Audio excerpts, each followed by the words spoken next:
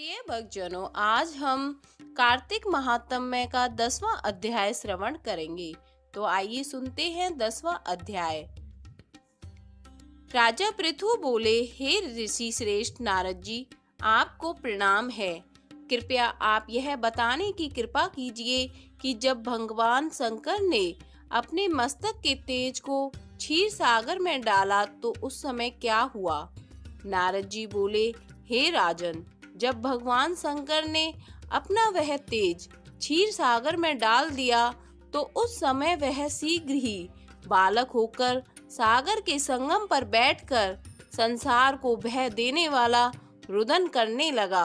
उसके रुदन से संपूर्ण जगत व्याकुल हो उठा, लोकपाल भी व्याकुल हो गए, चराचर चलायमान हो गए। शंकर सुवन के रुदन से संपूर्ण ब्रह्मांड व्याकुल हो गया।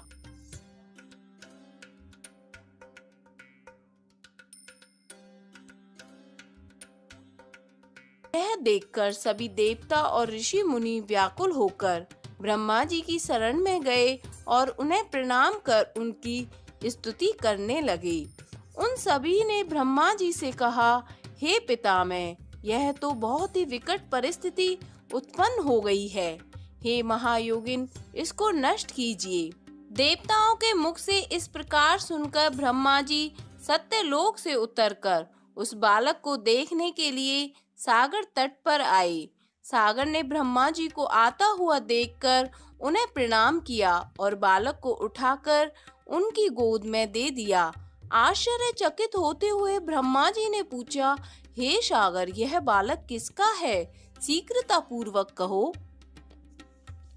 सागर विनम्रता पूर्वक बोला, प्रभु, यह तो मुझे ज्ञात नहीं है, परंतु मैं इतना अवश्य जानता हूँ कि यह गंगा सागर के संगम पर प्रकट हुआ है।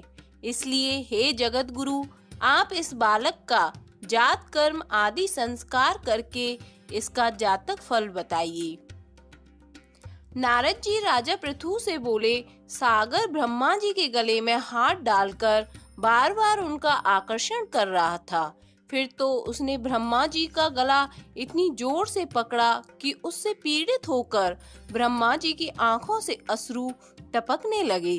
ब्रह्मा जी ने अपने दोनों हाथों का जोर लगाकर किसी प्रकार सागर से अपना गला छुड़वाया और सागर से कहा, हे सागर, सुनो, मैं तुम्हारे इस पुत्र का जातक फल कहता हूँ। मेरे नेत्रों से जो यह जल निकला है, इस कारण इसका नाम जलंधर होगा। उत्पन्न होते ही यह तरुण अवस्था को प्राप्त हो गया है, इसलिए यह सब शास्त्रों का पारगामी, महापराक्रमी, महावीर, बलशाली, महायोद्धा और रण में विजय प्राप्त करने वाला होगा। यह बालक सभी दैत्यों का अधिपति होगा। यह किसी से भी पराजित न होने वाला तथा भगवान विष्णु को भी जीतने वाला होगा। भगवान शंकर को छोड़कर यह सबसे अवध्य होगा। जहाँ से इसकी उत्पत्ति हुई है, यह वहीं जाएगा।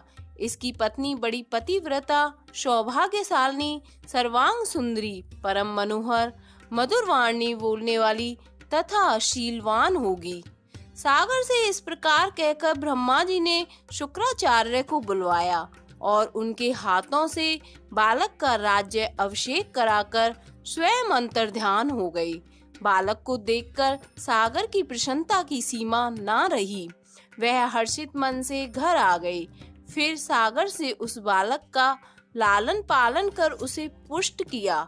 फिर कालनेमी नामक असुर को बुलाकर वृंदा नामक कन्या से विधि पूर्वक उसका विवाह करा दिया।